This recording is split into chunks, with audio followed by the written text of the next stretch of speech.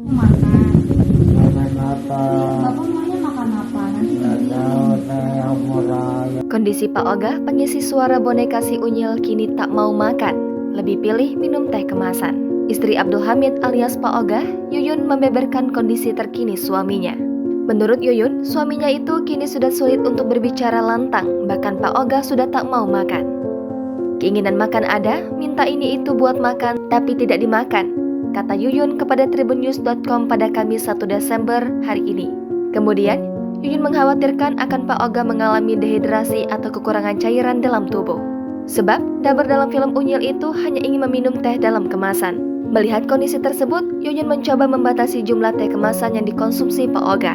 Tak hanya itu, Pak Oga juga sering marah tanpa alasan yang jelas. Sebagai informasi, Pak Oga mengalami penyumbatan pembuluh darah di otaknya hingga ia sulit berkomunikasi. Ia sempat dibawa ke rumah sakit untuk mendapatkan perawatan. Namun, tak selang berapa lama dirinya sudah diperbolehkan pulang ke rumah. Setelahnya, Pak Oga kembali dilarikan ke rumah sakit karena mengidap stroke di bagian kiri tubuhnya. Selama 16 hari, Pak Oga menjalani perawatan di rumah sakit akibat stroke keduanya itu.